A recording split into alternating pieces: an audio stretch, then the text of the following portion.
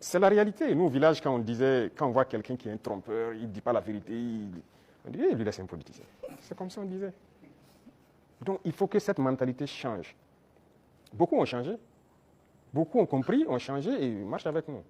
Maintenant, ceux qui veulent rester dans leur radicalisme politique ancienne, là, ils n'ont pas de place. Ça, on ne va pas se mentir. Sinon, qui ne faisait pas la politique au Burkina? Mais c'est le même peuple. C'est parce qu'on a parlé, ils ont compris, et par les actions, ils voient, ils ont compris, que les gens commencent à changer de mentalité. Et nous voulons changer définitivement les mentalités pour que personne ne pense qu'il faut d'abord appartenir à tel parti pour bénéficier d'une route, il faut appartenir à tel parti pour avoir un fourrage. Non. Tout le monde au Burkina doit bénéficier des bienfaits de la nature du Burkina et du travail du gouvernement. Donc la politique, moi je disais que la manière de la faire, ça divise. Et ça donne des avantages particuliers à un groupe et l'autre groupe n'a pas d'avantage. Donc non, il faut qu'on arrête ça. Donc beaucoup ont changé, beaucoup... Il y en a qui sont dans des postes de responsabilité. On nous interpelle même que non, lui là il a milité dans tel parti.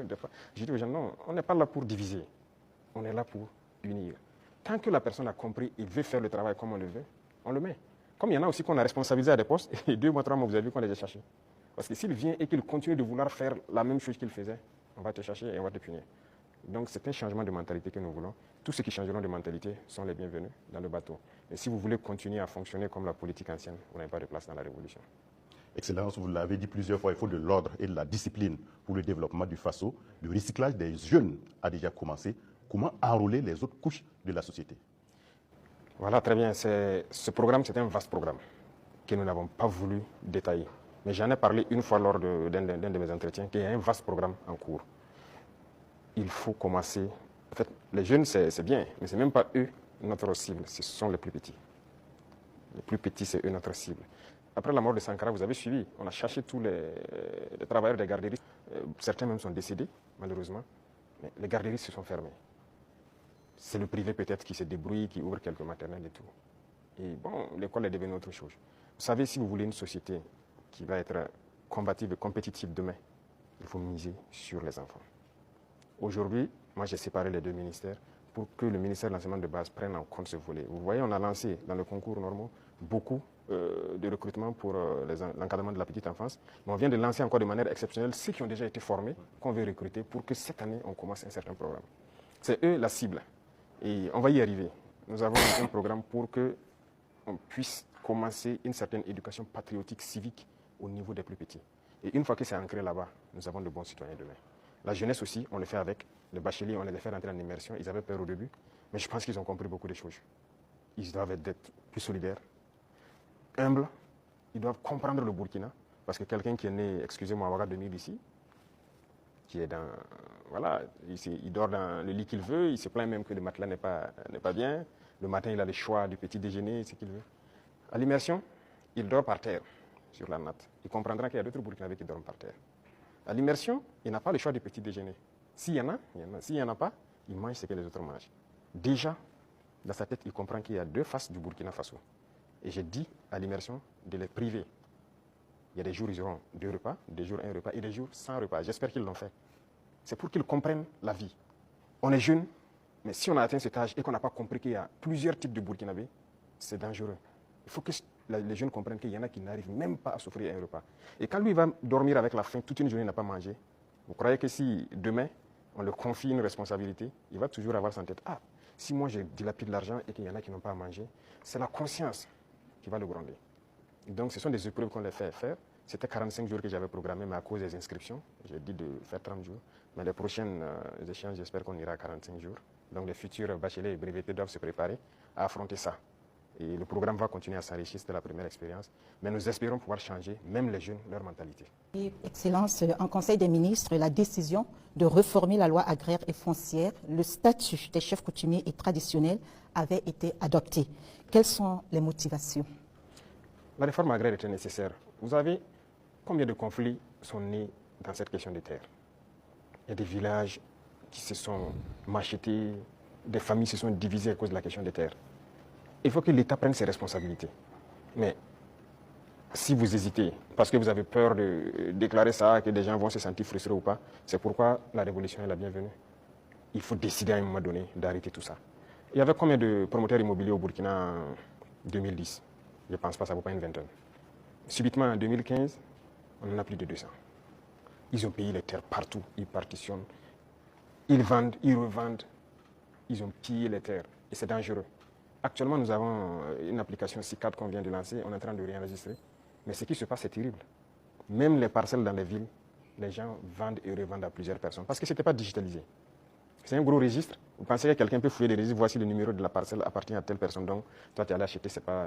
Donc il y a beaucoup de doublons et ça crée des conflits.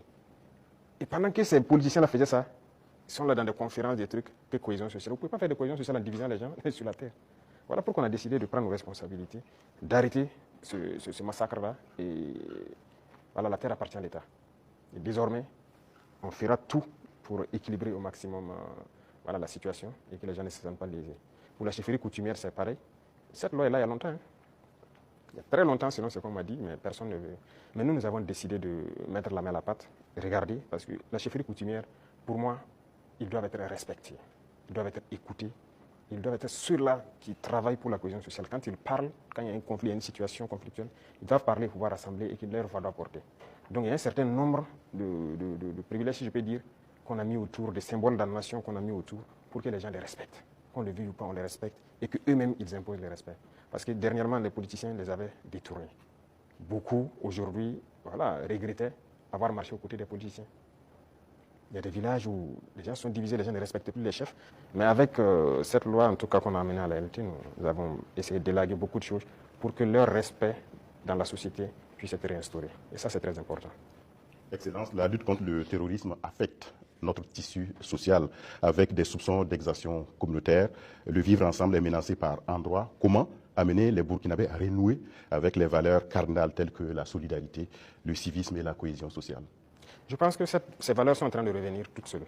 Au contraire, la guerre a forgé aussi à ce que les gens comprennent beaucoup de choses et les gens commencent plus à s'unir. Vous savez, les inégalités sociales créent plus de problèmes de cohésion sociale que le terrorisme. Il y a trop d'inégalités sociales. Je disais à certains, je dis, écoutez, vous avez mangé à votre faim. Vous allez vous asseoir comment avec elle qui n'a rien mangé pour parler de cohésion sociale? Ce n'est pas possible. C'est la même situation que je vous ai pris tout de suite. Il faut essayer au maximum de mettre les gens à un certain niveau. Tant qu'il y a la richesse, que ce soit bien réparti. Ça, c'est le premier pas. Les cas d'exaction et tout ce qu'il y a, il faut faire attention. Il y a beaucoup de gens qui ont donné des allégations. C'est dernièrement, quand on a vu le cas à Solenzo, ils ont sorti des images, parlé. On n'a rien dit, on s'est calmé. Quand ils ont fini de chanter, on a montré les civils qu'ils disaient que les forces ont tués ont été transportés jusqu'à Ouagadougou ici, mis en sécurité. Ah, si on les a tués, pourquoi ils sont à Ouagadougou? Comment ils se retrouvent à Ouagadougou? Souvent, on s'est fait à dessein, ils inventent tout ce qu'ils veulent inventer avec leurs ONG, leurs médias et tout. Mais on laisse, quand ils finissent, on montre la vérité. Voilà. Les terroristes ont pris des civils comme bouclier humain, certes, mais les forces ont pu faire la distinction. Et après le combat, ils ont rassemblé les civils à Solenzo. On a dépêché les moyens nécessaires pour les transporter, venir. Et ils ont été présentés devant tout le monde. Ce sont des centaines de civils. Ils ont témoigné. Donc, il faut qu'on fasse attention aux récits de certaines personnes qui veulent juste développer des thèses. Et leur objectif, c'est de nous diviser. Mais nous, on ne doit pas tomber dans ce piège-là. Voilà. Excellence, on a constaté cette année une reprise du dialogue social entre le gouvernement et les syndicats après plusieurs années d'interruption. Quel message donc renvoie votre gouvernement avec ses partenaires sociaux quand on sait que la situation était tendue entre le gouvernement et les syndicats? Comme c'était tendu entre le gouvernement et les journalistes. Il faut que chacun comprenne qu'il faut se battre pour sa patrie. Nous avons fait comprendre aux gens. Vous savez, moi j'ai parlé avec les responsables syndicaux. Je les ai réunis ici, je les ai parlé à un moment donné de notre histoire. Mais j'ai été déçu après. Donc je les ai dit, soit vous êtes burkinabé, vous n'êtes pas burkinabé. Donc le bras de fer s'est enclenché. Mais après on a décidé de les revoir parce qu'on suppose qu'ils ont compris le message. Et même ça, je ne vais pas mentir, quand ils sont venus, ils ont voulu encore comprendre et sortir certains comportements, les faire comprendre, ça ne marche pas. Le pays est en guerre, il faut tout faire pour le pays. Ce syndicalisme importé là, ce n'est pas du syndicalisme ça. Il y en a même qui se vantent d'avoir participé à la chute de Sankara. C'est eux qui ont tout commencé, ainsi de suite. Vous croyez que c'est bien ça? Les Occidentaux vous manipulent et vous continuez à agir comme eux ils veulent. Ça, ce n'est pas du syndicalisme. Un syndicaliste se bat pour les intérêts des travailleurs. Mais la plupart du temps, ce que les responsables même veulent, c'est venir manger avec le pouvoir. Et les gens se taisent. Non. Écoutez, nous, on a beaucoup de dossiers sur beaucoup de pays, pas seulement les syndicalistes. Hein. Dans la société, on a beaucoup de dossiers. Les gens qui nous ont approchés au début, qui ont voulu des avantages, qui ont voulu quoi, qu'on a refusé, qui se retournent, qui sortent, qui parlent. on a leur dossier. Donc, syndicalisme sain, il y a beaucoup d'actes que l'on a posés. On n'a pas attendu que les gens sortent dans la rue pour marcher, pour le poser. Quand j'ai parlé des travailleurs des garderies, là, ce n'est pas quelqu'un qui est venu nous dire qu'il y a des travailleurs qui avaient été cherchés, il faut les remettre dans leurs droits. On a vu un dossier et qu'on a trouvé qu'il faut les remettre dans leurs droits. On a dit au ministre des Finances, trouve l'argent nécessaire pour régler. Les gens de la mairie, des gens de la brigade verte, là, ceux qui travaillent, mais ils avaient combien de mois d'arriérés? C'est pour ces intérêts-là, ces gens-là qui n'ont pas de travail, pour que les gens ne se battaient pas pour ça avant. On n'est pas venu vers nous pour nous dire. Moi, les femmes balaient devant chez moi, c'est un de mes hommes qui est sorti une fois, ils ont dit, ah, ça fait des mois, ainsi de suite, leur travail. Je me suis renseigné, m'a dit, c'est vrai. J'ai dit de les payer. Il faut rattraper tout ce qu'elles ont raté. Il y en a qui avaient des dizaines de mois d'arriérés de salaire. On a sorti le dossier, et on a décidé de rattraper tout ça. Donc, il faut qu'on fasse du syndicalisme sain. S'il y a un problème, qu'on nous approche et qu'on nous explique. Si on peut résoudre, on vous dira on peut le faire. Si on ne peut pas, on vous dit bon, pour l'instant on ne peut pas, mais on pourra le faire dans tant de temps. Mais il y a un problème, on rassemble les médias, on parle comme on veut. Ah, j'espère qu'ils trouveront la solution avec vous. Sinon, si après ça, vous ne venez plus vers nous. Moi, je veux qu'on travaille en africain. Quand il y a un problème dans la maison, on s'assoit, on parle. Et nous, on se doit d'être véridique. Ce qu'on peut faire, on doit dire clairement, on peut faire ça. Ce qu'on ne peut pas faire, on vous dira aussi on ne peut pas. Maintenant, si vous ne voulez pas, chacun fait ce qu'il peut faire. Mais il faut qu'on soit responsable. Il n'y a pas de problème qui ne puisse pas se résoudre. Et comme j'ai dit, toujours agir avec en tête l'intérêt de la patrie. Ça, c'est très important. Donc, on a repris le dialogue comme on reprend avec tout le monde. On n'a pas rompu le dialogue avec qui que ce soit. Tout le monde est la bienvenue. Merci, chers confrères. Le temps imparti donc à cette rubrique est arrivé à échéance et même largement dépassé. Nous disons merci donc pour cette série de questions consacrées au volet politique et société.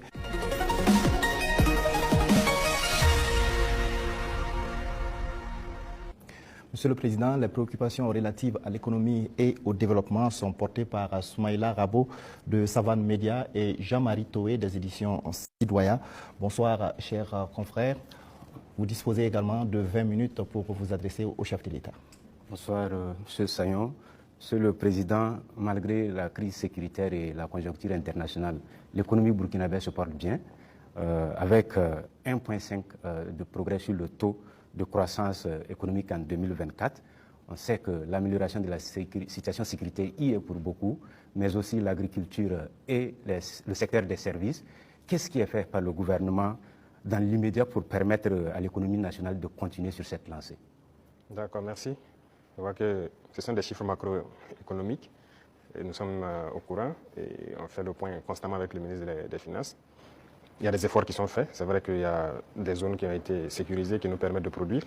Et donc la production agricole a beaucoup grimpé, ce qui permet une transformation au niveau des petites unités que nous avons, mais aussi de l'exportation pour les excédents de certains produits. Donc ça contribue beaucoup à la balance commerciale.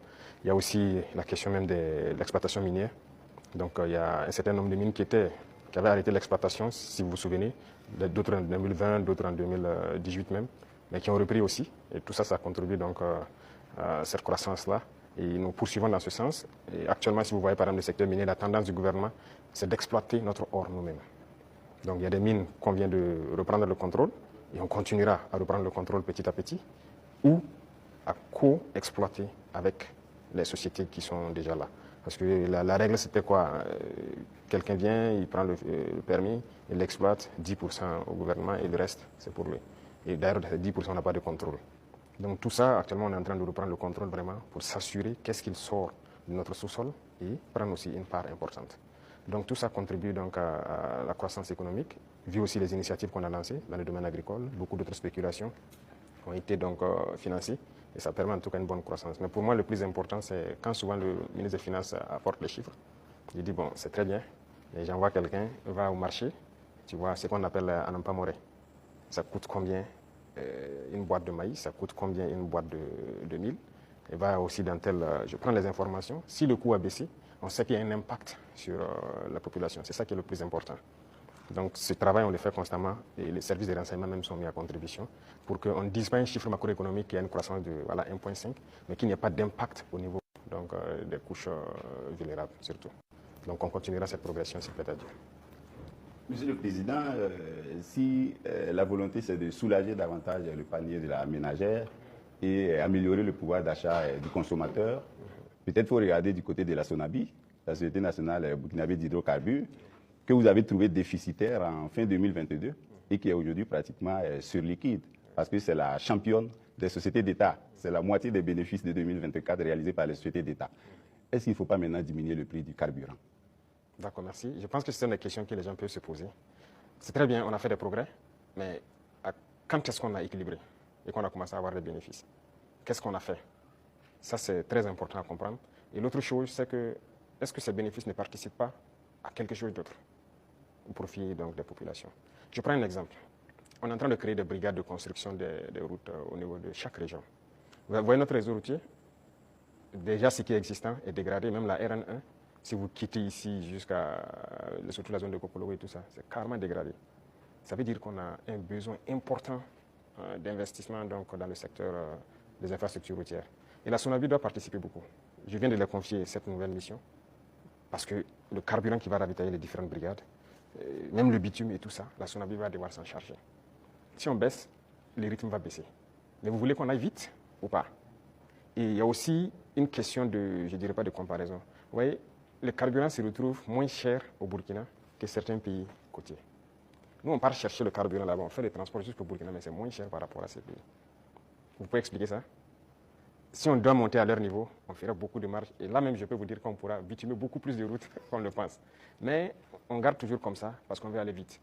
Aujourd'hui, vraiment, il faut remercier le peuple et les amis du Burkina Faso. Beaucoup de gens contribuent par exemple la façon mais bon, pour embellir les villes, pour faire les routes et tout ça. Mais à un moment donné, le gouvernement aussi, d'abord, a commencé par financer, mais on va devoir financer pour que le rythme continue. Donc c'est une symbiose entre nous et le peuple. Et je pense que s'ils comprennent l'effort qu'on fait, là où leur argent part, les gens doivent comprendre que bon, on peut rester sur cette ligne. Quand on atteindra un objectif donné, on va pouvoir baisser, ça c'est logique. Personne ne va être riche et vouloir que ses enfants vivent dans la misère, si je peux dire ainsi. Donc les richesses seront partagées, mais nous avons du retard et on doit rattraper le retard. Tout de suite, par exemple, je vous disais qu'on ne peut pas continuer à payer l'équipement militaire, il faut qu'on produise. Et pour produire, vous avez besoin de construire des usines. Vous n'irez pas quelque part demander un prêt pour construire une usine de ce genre. Non, personne ne va vous donner ça. Même les équipements qui constituent même l'usine, personne même ne va vous vendre. Donc ça, c'est à l'interne. Il y a beaucoup de choses qu'on fait. On ne vous donnera pas de prêt pour ça. Et regardez tous ces équipements de façon merveilleuse. C'est combien de milliards? Ce n'est pas le prêt de quelqu'un. C'est l'argent du contribuable. Donc ce sont des choses, nous-mêmes, on a souhaité pour aller vite. Vous croyez que si j'avais un prêt de 200 milliards en 2023, moi, j'équipais tout le Burkina Faso en 2023? Mais personne ne veut vous donner des prêts sur ce volet-là. Donc finalement, c'est l'argent du peuple qui équipe le peuple. Donc il y a beaucoup de domaines, on le fait nous-mêmes. Et donc ça a besoin d'un minimum de sacrifice. Quand on va atteindre le niveau, ne soyez pas surpris. Dès qu'on se sentira que voilà, on peut le faire, on va le faire. Alors, Excellence, dans le secteur des infrastructures, avec l'ONBA, Faso Mebo, tout comme dans les industries avec Faso Kosam, les usines de tomates, la SM Sosico, les mines, l'État est de plus en plus présent. Est-ce que l'État n'est pas en train de se substituer au privé? Ah, ça c'est une très bonne question. Alors, il faut faire un choix. Ça c'est une chose. Et l'autre chose, il ne faut pas voir ça comme ça. Le privé a toujours des domaines d'activité. Mais il faut avoir cette capacité de s'adapter. Il y a des choses qui doivent revenir à l'État. Mais c'était donné au privé. Pourquoi? Bon, nous, on n'a pas d'élection à financer, on n'a pas de compte à ouvrir ailleurs pour sécuriser quoi que ce soit. Ça ne nous intéresse pas tout ça. Donc ça fait que nos rapports avec le privé sont de plus en plus sains. Chacun fait ce qu'il doit faire, paye ses impôts qu'il doit payer. Et nous les disons chaque fois de s'adapter. Quand on prend le secteur minier, moi j'ai rassemblé les opérateurs, je les ai dit, investissez dans les mines. Beaucoup n'ont pas compris. Il y a un en tout cas qui a commencé à investir. Et je pense que dernièrement, je l'ai réussi à indiquer. Moi je l'ai ouvert les yeux. Qu'il ne savait pas qu'il y avait l'argent là-bas. Pour lui, c'est l'import-export. Il dit l'import-export, vous ne faites que sortir nos devises. Et le peuple ne travaille pas. Ça, c'est un exemple. Donc, il est en train de se muter un peu. Moi, le ministre de l'Agriculture, vous vous souvenez, il a fait des sessions à Bobo, il a rassemblé les opérateurs économiques quand on voulait lancer les bagrés pôles et tout ça, la relance de l'activité, l'offensive. Mais je peux vous dire aujourd'hui, personne n'a investi. J'ai dit d'accord, j'ai fait faire le point de bilan de l'offensive, puisque nous sommes en 2025, au ministre, et la part que le privé devait prendre pour investir dans nos pôles de croissance, je lui ai demandé quels sont les privés qui ont pu investir dans la terre et tout ça. Il dit personne. C'est ceux qui étaient déjà dedans, les producteurs de semences, ces trucs, qu'on a d'ailleurs encouragé, les coopératives, c'est eux qui ont continué. Mais les grands opérateurs, je lui ai dit, oui, il ne faut personne. Il dit d'accord, très bien. Ne soyez pas surpris que demain je dise personne ne prendra de l'argent pour amener à l'extérieur pour payer du riz venir. Vous investissez pour cultiver le riz. Il faut savoir muter. Il faut savoir s'adapter à l'idéologie de ceux qui dirigent. Donc le secteur privé aura toujours quelque chose à faire. Mais il faut s'adapter au contexte. Parce que si on laisse tout aux mains du privé, il n'y aura pas de pays. C'est ce qui était déjà là. Quand on prend le CCVA, lequel d'entre vous n'a pas de véhicule qu'on contrôle? Vous osez prendre votre véhicule rouler sans visite contrôle technique? La police va vous arrêter. La police, c'est qui? C'est le peuple qui paye, c'est ceux qui sont mandatés pour faire cette police par le peuple. Si la police doit contrôler des véhicules pour vous obliger à prendre la visite technique, et cette structure appartient à une privée, a été privatisée. De l'argent, je dirais gratuit, privatisé. Vous trouvez ça normal? La Sociéco, c'était privatisé. Beaucoup de sociétés sont privatisées. Mais ça peut faire rentrer de l'argent pour l'État et que l'État doit travailler pour tout le monde. Si vous privatisez tout, on fait quoi? L'État gagne l'argent où? On ne veut pas construire notre pays? On veut rester comme ça, dans ce qu'on connaît là? Nous, on veut construire. On veut produire, on veut que tout le monde vive bien et en paix. On veut voir nos enfants dans d'autres types d'écoles. On veut que notre pays se développe. Et pour ça, l'État doit être responsable et prendre ses responsabilités dans certains domaines. Même le secteur des mines, on est en train de racheter. Les deux premiers mines qu'on a décidé de racheter, ce n'est pas qu'on a retiré, on a racheté. Et vous avez suivi, c'est près de 100 milliards. Mais c'est l'État qui a payé pour racheter ces mines. Et c'est nous exploitons maintenant. Et on fera comme ça. Même les parts que je dis qu'on va prendre, on va racheter des parts. Il faut que l'État soit fort. Si l'État n'est pas fort, vous n'avez pas de pays. Ça, il ne faut pas se leurrer. Le capitalisme ne peut qu'être sauvage. Si vous laissez le capitalisme se développer à un certain niveau, finalement, vous allez vous perdre. Vous, si vous faites une industrie tout de suite pour fabriquer je ne sais pas quoi, vous voulez faire du profit. Au début, vous pouvez mettre une usine qui emploie peut-être 500 personnes. Et au fur et à mesure, vous robotisez, vous robotisez. Finalement, votre usine, vous n'avez que 10 personnes devant un ordinateur qui travaille. Les 490 sont au chômage. Nous, on est contre ce système. On régule aussi.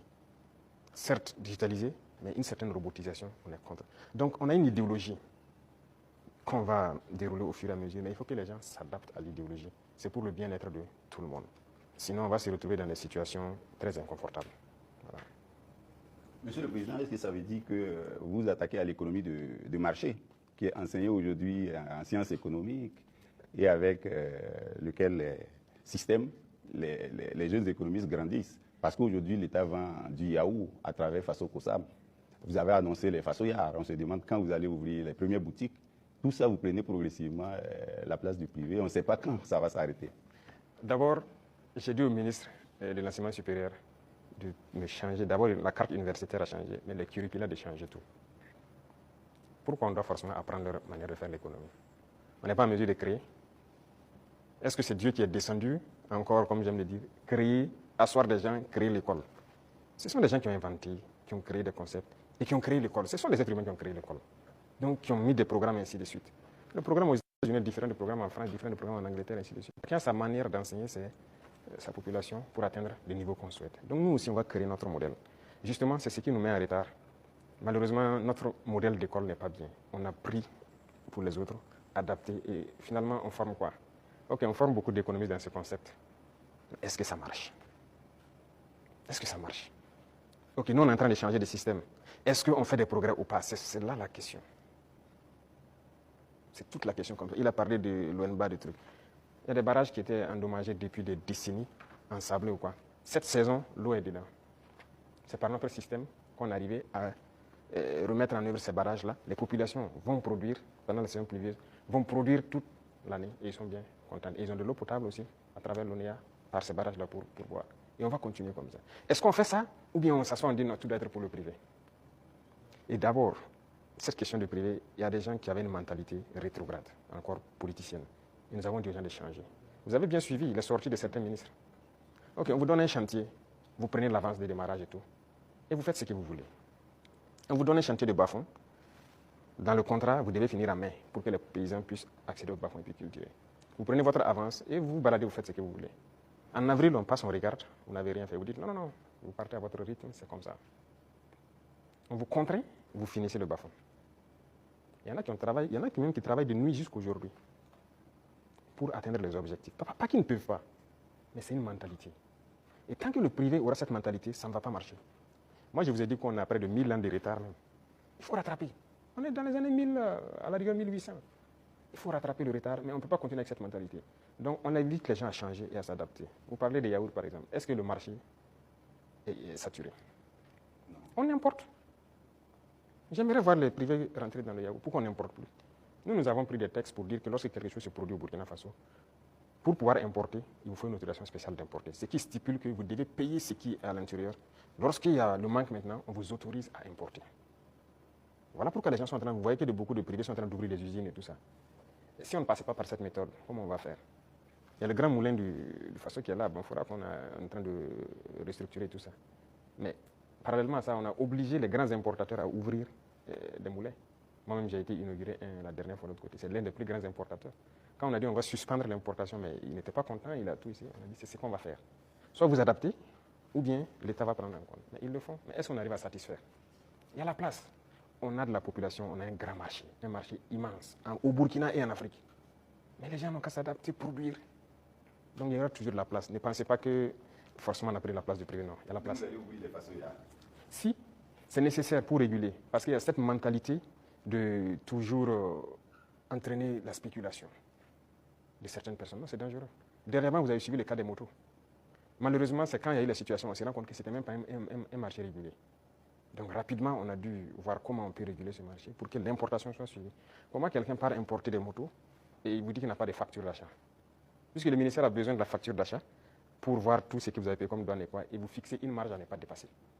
Il dit qu'il n'a pas de facture. Donc il part payer, il vient, il fixe le prix qu'il veut et il revend aux populations. Donc lui, il s'enrichit. Et les autres s'appauvrissent. Et généralement, quand les gens s'enrichissent, qu'est-ce qu'ils font? S'ils buvaient la braquina ici, ils ne boivent plus la braquina, c'est le champagne qu'ils cherchent. C'est l'argent qui sort. S'ils roulaient sur peut-être, je dirais, une petite cylindrée, ils cherchent maintenant une V8. Le carburant qui est subventionné par l'État, c'est ça, c'est l'argent qui sort. Donc il faut qu'on réfléchisse à l'économie. Qu'est-ce qu'on fait? Il ne faut pas laisser sortir des devises. Vous dites que vous voulez la monnaie et vous voulez continuer pour qu'on se comporte comme ça. On ne peut pas se comporter comme ça. Voilà pourquoi l'État est en train de reprendre le contrôle. Si demain, les gens s'entendent, on nous a fait des chantages. Hein. Quand on a essayé de régler un peu à la douane, il y en a qui nous ont dit que si on fait comme ça, il y aura pénurie de riz. J'ai dit, ok, faites la pénurie de riz, vous verrez ce que nous on va faire. Et si demain des gens veulent s'entendre pour faire pénurie de riz, c'est nécessaire que l'État prenne en compte l'importation de riz. On est prêt à tout. Il faut que les gens changent de mentalité, allez doucement, cherchez votre intérêt aussi petit soit-il, mais permettez aux autres Burkinabés de vivre et de ne pas les appauvrir. Monsieur le Président, on vous a vu à Lumbila auprès des femmes agricultrices, les accompagner, les soutenir. Mais au-delà de ça, qu'est-ce que vous faites pour donner davantage d'opportunités de gagner des revenus aux femmes du Burkina qui alimentent la petite économie dans les quartiers, dans les villages? Oui. Très bien. Et ça, c'est l'un des points les plus importants. Et j'ai dit même au ministère donc, de l'Action humanitaire qui s'occupe des questions des femmes, de recentrer l'action, au lieu qu'on soit dans l'assistanat, de recentrer l'action sur la création d'emplois et des petites entreprises. Les femmes ont des qualités. Regardez la transformation à petite échelle de nos produits de consommation. Les femmes peuvent le faire très bien. Elles sont beaucoup plus patientes que les hommes. Hein, et elles savent bien faire certaines choses que les hommes. Il faut encourager à ce qu'elles le fassent. Moi, je suis passé à Tenkodogo le 8 mars, j'ai vu les femmes qui ont fait du couscous préfet, qui est bien pour les forces, le savon liquide qu'elles font et tout ça. J'ai donné des instructions pour qu'on paye le savon liquide de toutes ces femmes qui ont été formées et qui se débrouillent pour faire le savon liquide dans nos administrations. Parce que tout ce qui est là, c'est importé, même chez vous, dans vos bureaux. Tous les savons liquides importés, n'est-ce pas? C'est pas normal. Pendant que nos mamans fabriquent ça. Et quand j'ai dit de le faire en temps, il est revenu que non, elles n'ont pas de structure formalisée. J'ai dit, je ne veux rien comprendre. Trouvez la formule, c'est leur savon, vous payez. Et vous amenez. Quelle question d'emballage ou quoi? Même si moi, vous m'amenez dans mon bureau avec les bidons recyclés des eaux de boisson, là, je vais utiliser. Ce n'est pas grave. En attendant qu'on ait ce qu'on... Pourquoi on veut le luxe? Acceptons nos réalités, transformons ce dont on a besoin et consommons ça. Et on va évoluer au fur et à mesure. Une dame qui peut se transformer le savon à petite échelle, si on l'accompagne en lui donnant des marchés, demain, elle peut avoir une grande entreprise qui produit et qui exporte. Voilà la mentalité qu'il faut qu'on développe. Et donc, j'ai dit au ministère là, de ne plus être là dans l'action humanitaire, l'assistanat, non. Il faut recenser le problème des femmes. On a beaucoup de produits qu'on est en train de faire aujourd'hui. On peut transformer, même à petite échelle. Et trouver une formule de rassembler. J'ai discuté avec des femmes à Bobo. Il dit, par exemple, les produits oléagineux. Les femmes peuvent produire l'huile brute par coopérative. Et trouver des gens qui ont un certain niveau, qui mettent une raffinerie en place. Et leur rôle, c'est de payer les huiles brutes et les raffiner pour donner de l'huile parfaite sur le marché. Il faut qu'on aille vers ça. Mais si on s'assoit, bon, je n'ai pas la capacité de faire l'huile et puis la raffinerie coûte cher, Tout le monde n'est pas obligé de faire la raffinerie, mais on peut organiser pour que... Voilà. Donc dans plusieurs domaines, c'est ce qu'on est en train de vouloir développer et permettre aux femmes vraiment de mettre en œuvre tout ce qu'elles savent faire. Donc c'est une politique qui est enclenchée, je crois que vous allez voir les résultats. Soumaïla Rabo, Jean-Marie Toé, ce serait donc la dernière question. Merci à vous donc pour vos différentes préoccupations adressées au chef de l'État.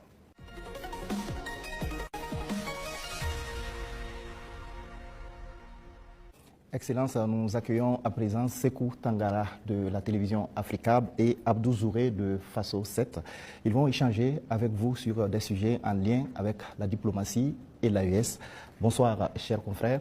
Alors, vous disposez pour ce volet de 15 minutes. Merci, Sagnon. Monsieur le Président, l'Alliance des États du Sahel a 2 ans. Comment est-ce qu'elle se porte aujourd'hui? Quel est son état de santé? Merci. Je dirais que l'évaluation de l'état de santé, c'est à travers la population qu'on peut le sentir. Et à travers la population, je pense qu'elle se porte bien. Parce que l'AES n'appartient pas aux dirigeants, l'AES appartient au peuple. Et les peuples ont adhéré. Ça fait que c'est exceptionnel ce qui se passe. L'AES a pu unir, rapprocher les peuples, et c'est ça le plus important.